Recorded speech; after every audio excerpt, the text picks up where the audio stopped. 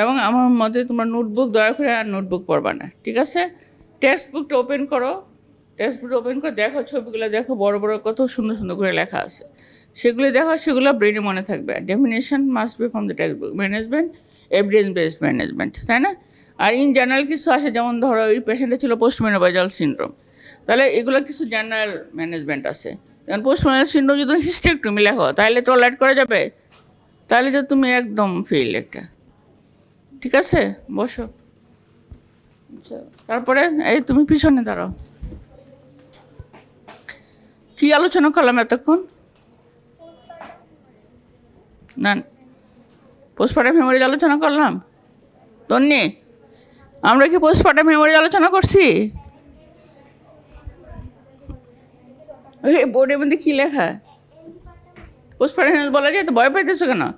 এখানে ভয়ের কিছু নাই গা। তাহলে আমরা আলোচনা এইরকমই হয়, পরীক্ষার হলে একজন একটা কোয়েশ্চেন দিলে পুরো উল্টাটাই রিভার্স আনসার করো, তাই না? মাঝে মাঝে ও দেখো, আমরা এতক্ষণ কী আলোচনা করলাম? জুড়ে বলো তো। What is the difference between antepartum haemorrhage and, তখনই তোমাকে কোশ্চেন আমরা চলে যাবো, what is the difference between antepartum haemorrhage and postpartum haemorrhage. তো পোস্টপার্টাম হেমোরেজের ডেফিনেশন বলো। তুমি যেহেতু পোস্টপার্টাম হেমোরেজ বলছো, তুমি তো মানুষ, আমি তো তোমাকে ছাড়বো না, তাই না? তুমি যেহেতু পোস্টপার্টাম হেমোরেজ বলছো, তো জ্ঞাত সারে তুমি অ্যাবনর্মাল না, তুমি নর্মাল পারসন, তুমি পোস্টপার্টাম হেমোরেজ বলছো। এখন পোস্টপার্টাম হেমোরেজের ডেফিনেশনটা বলো তো একদম সিম্পলভাবে, মানে ঘটনাটা কি? It is excessive bleeding after delivery baby or baby or after third stage of delivery up to puerperium, then which affects the mother, তাই তো? তুমি বসো, তুমি ধরো।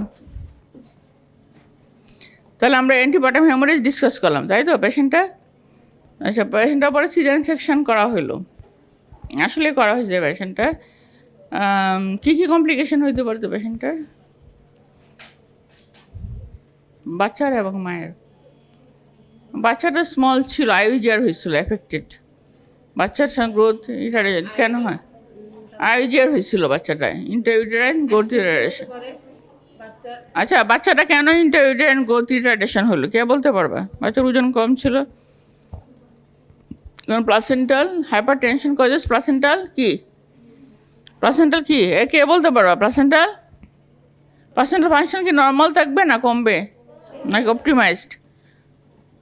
কমে যায়, অপটিমাইজড হয়ে যায়। হ্যাঁ, বাচ্চা তখন কম্প্রোমাইজড হয়ে যায়, মানে যে যতটুকু ব্লাড পায় ততটুকু দিয়ে বাঁচার চেষ্টা করে, যার জন্য পুরা বাচ্চার অর্গানগুলো পুরা ফাংশনিং হইতে পারে না, সেই জন্য আইউজের হয়। কিন্তু তাছাড়া কী হইতে পারতো? বাচ্চার ডেলিভারি পরে স্পেশাল ইউনিট্রাম হতে পারে। ওকে, গুড। তারপরে ইন্টারভিউ, বাচ্চা পেটের মধ্যে মারা যেতে পারে, আবার ডেলিভারি স্টিল বর্ন হইতে পারে। আর মায়ের কি হতে পারে? হেমোরেজ তো হবেই, কোনো কথা না। প্রথম শোনো, আল্লাহ তাআলা সৃষ্টি করতে এত না, মানে যে তোমাকে একদম কমপ্লিকেশন হবেই এরকম না। মোস্টলি কোনো কমপ্লিকেশন হয় না, মনে রাখবা, বুঝছো? মোস্টলি কোনো নো কমপ্লিকেশন, কিন্তু যেগুলো হইতে পারে সেই জন্য আমরা অ্যালার্ট হই। আমরা কোনো মাকে মরতে দিই না, মরতে দিব না, তাই তো? এটা গোল আমাদের। সো আমাদের কিছু গোল আছে, যে আমরা ম্যাটারনাল ডেথ কত কমায় নিয়ে আসছি, অনেক। কীভাবে? হ্যাঁ, as we increase our awareness we improve hour management. তো এখানে আমরা যেটা করছি সেটা, যে আমরা তাড়াতাড়ি ব্লাড প্রেশারটা কন্ট্রোল করতে পারছি। কিন্তু মায়ের আর কী হতে পারতো বলো সেটা? পিপিএস, এখানে ও যেটা বলতে চাইছিল যে পোস্টপার্টাম হেমোরেজ আর রেনাল ইম্পেয়ারমেন্ট, তাই না? হেল্প সিনড্রোম না শুনছো? HELP, হেল্প সিনড্রোম, বলো কি এটা? হচ্ছে হেল্প সিনড্রোম হচ্ছে এইচতে কি হয়? HELP, H the hemolysis of the RBC, hemolysis RBC. ইতে হচ্ছে elevated liver enzymes, এলতে হচ্ছে low platelets। বলো তাহলে কি কি হলো বললাম? হেমোলাইসিস আরবিসি, ইতে হচ্ছে এলিভেটেড অফ লিভার এনজাইম, আর এলতে হচ্ছে লো প্লেটলেট। এগুলো হয় কমপ্লিকেশন। তো এগুলো হইলে তো কমপ্লিকেশন হবেই, তাই না? ঠিক আছে, বসো। তারপরে তুমি কি বলবা? তাহলে দিস পেশেন্ট তুমি অপারেশন করলা, করার পরে তোমার যে ফলো আপটার জন্য কোথায় রাখবা পেশেন্টটা? ইজিলি ফলো আপ করা যায় কোথায়? আমরা অ্যাডমিশন রুমেই রাখি ওখানে আপাতত। ফলো আপে তুমি কি মানে পোস্ট অপারেটিভ অর্ডার কী দিবা পেশেন্টকে? সাধারণত পোস্ট অপারেটিভ অর্ডার কী লিখি সবাই তো? গাইনির কি আছে আমরা গাইনিক আছে, তুমি পড়ছো তো? পোস্ট অপারেশনের পরে কী করা হয়? পোস্ট অপারেটিভ অর্ডার লেখা হয়, তাই তো? বয়ের কিছু না, পোস্ট আমরা কি সাথে সাথে খাবার দিই? তাহলে প্রথমে আমরা কি লিখি? একটা অপারেশন নোট লিখি, তাই তো? অপারেশন নোট লিখি, তারপরে অপারেশন নোটে কী করা হয়? অপারেশন নোটে কী করা হয় এতনি বলো, অপারেশনকে বলো, শিখাও। অপারেশন নোটে কী লিখছি আমরা? অপারেশন নোটে ফার্স্টে লিখতে হয় ডেট, কবে হলো, time, then name of operation, কেন করা হচ্ছে, indication, name of surgeon, name of assistant, name of anaesthesiologist, type of anaesthesia, then OT procedure. ওটি প্রসিডিউরে ফার্স্টে তুমি পেশেন্টকে কী করে প্রিপেয়ার করলে, তারপর কোথায় ইনসিশন দিচ্ছ, কী ইনসিশন দিচ্ছ। নেম অফ অপারেশন ছিল lower uterine caesarean section lower segment section তারপর ডিউ টু ইন্ডিকেশন কি ছিল সেটা বলো। ম্যাম উনি ছিলেন সেকেন্ড গ্রাভিটা। 36 হয়ে গেছিল তখন। না ম্যাম 35 উইকস 4 ডেজ ছিল। ছিল okay with severe preeclampsia, preeclamptic toxaemia and antibiotic haemorrhage, এর কি হলো তাহলে? Name of operation, indication. তাহলে আমরা যে তোমাদের তো প্রায় তোমার নোট থাকবে যে write down some indication of caesarean section. এই ইজ ওয়ান অফ দ্য কি I mean it is one of the indication of caesarean section. What is the indication? এখানে দুটো ইন্ডিকেশন কি তোমরা কোন জগতে আছে জানলে না তুমি? না ও ওরে ওরে কি ইন্ডিকেশন এখানে? সিজারিয়ান সেকশনে কি ইন্ডিকেশন? আর মেন হলো সিভিয়ার প্রিএক্লাম্পটিক টক্সিমিয়া। তোমার কয়টা ইন্ডিকেশন পাইলে? তুমি দুটো গস পাইলে। বসো, তারপরে উপরে প্রসিডিউরটা বলো। With all aseptic precaution, a phanestocecal incision is given over the lower abdomen. Then abdomen is opened layer by layer. After that, a lower uterine section incision is given in the lower uterus. G ma'am. Basically vesicle করে আমরা ব্লাডটাকে separate করি, তারপর incision দিয়ে বাচ্চাকে বের করি। Baby is delivered কট ক্লাম করে কিনা আমরা ইউটেরাসটা কন্ট্রোল করার জন্য কি ওষুধ দিই? কার্বিটোসিন মেনলি ইউজ করা হয়, যেটা বেশি রিস্ক। What is carbetocin? কে বলতে পারবা? নাম শুনছো? অক্সিটোসিন। কেউ বলতে পারবে না? ফার্মাকোলজি পড়ে আসছো। অক্সিটোসিন রিসেপ্টরকে কি করে? মোর অ্যাক্টিভেট করে। অক্সিটোসিন কি করে? কনভার্ট করে না? আমরা তো অক্সিটোসিন দিই। আমরা যদি রিসেপ্টরকে স্টিমুলেট করতে পারি বেশি বেশি, তাহলে তাড়াতাড়ি কাজ হবে, অক্সিটোসিনও দরকার লাগবে না। কার্বিটোসিন ইজ সাচ এ ড্রাগ। ঠিক আছে, আর কি ইউজ করি আমরা? ব্লিডিং বন্ধ করার জন্য, প্রেসার কন্ট্রোল করার জন্য একটা হলো অক্সিটোসিন ইউজ করব, কার্বিটোসিন, একটা অক্সিটোসিন, তারপরে খুবই কম আছে হাইপারটেনশন আমরা ইউজ করি না। কেন? বেশি যদি হাইপারটেনশন ইজ কন্ট্রাইন্ডিকেটেড আর আর্গুমেন্ট, কেন? বেশি কনসিউম করে ফেলে গ্যাংগ্রিন হয়ে যায়। তারপর আর কি আরেকটা ড্রাগ প্রোস্টাগ্ল্যান্ডিন, জানো তো? এটা প্লাস মাইনাসটা চিন্তা করে আমরা ইউজ করি।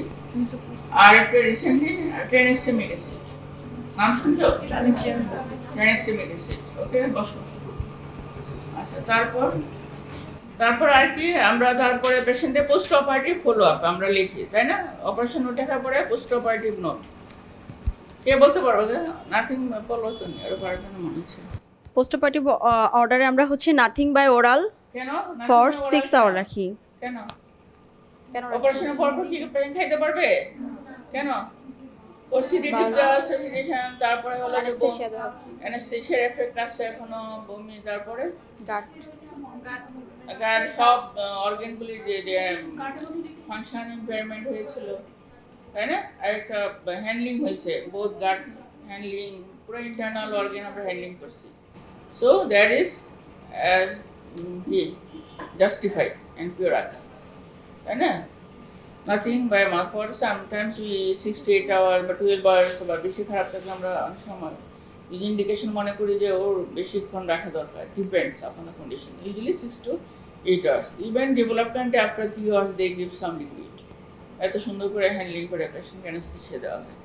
এপিডুরালে তোমার মানে খুব কুইকলি দেওয়া যায়, ডায়েট দেওয়া যায়। তারপরে আমি একটা ফ্লুইড দিয়ে রাখি যেহেতু পেশেন্ট এনপিও আছে, সেজন্য আমরা আইভি ফ্লুইড দিই। সাধারণত কি কি ফ্লুইড দিই? 5% ডিএনএস বা হার্টম্যান সলিউশন বা নর্মাল স্যালাইন, ঠিক আছে।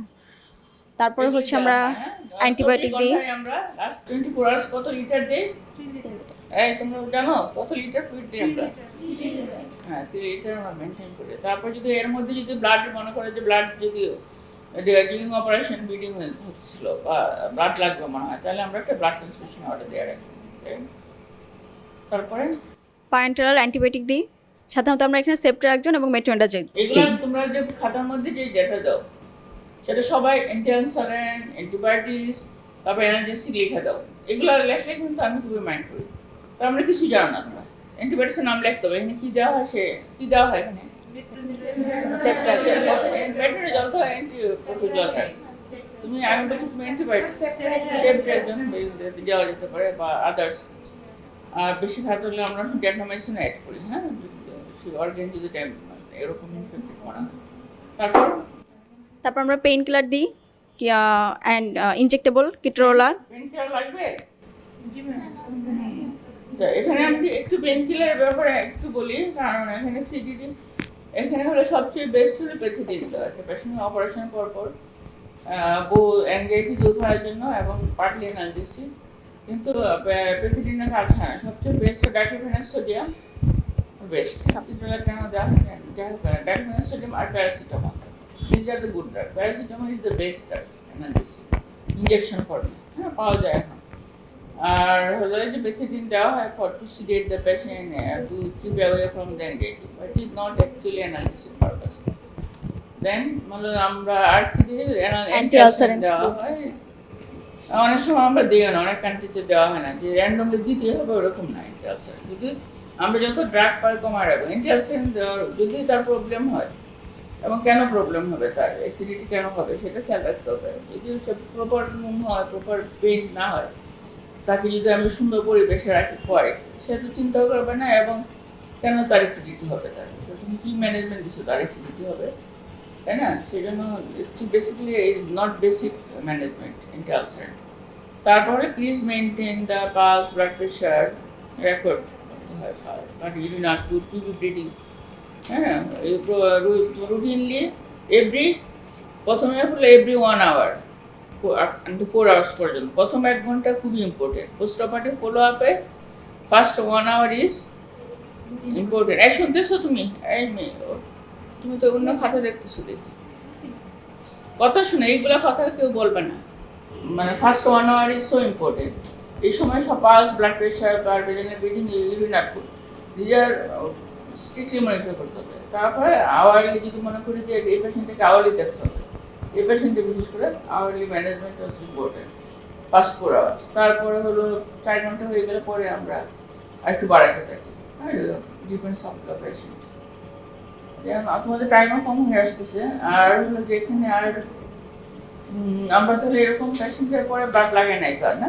বাচ্চাকে আমরা এনআইসিতে ম্যানেজ করছি, আর পেশেন্ট ভালো ছিল। We continue the anti-hypertensive drug. Even after control of the hypertension, we should continue the anti-hypertensive until 2 weeks usually better. And if একবার যদি hypertension হয়, there is another chance of the postnatal hypertension, also convulsion, postpartum eclampsia. So we keep follow up the patient and also we check up the investigation, urine albumin, especially urine albumin, uric acid, creatinine, and if other negative or abnormal findings, then we should follow up again. Okay, thank you.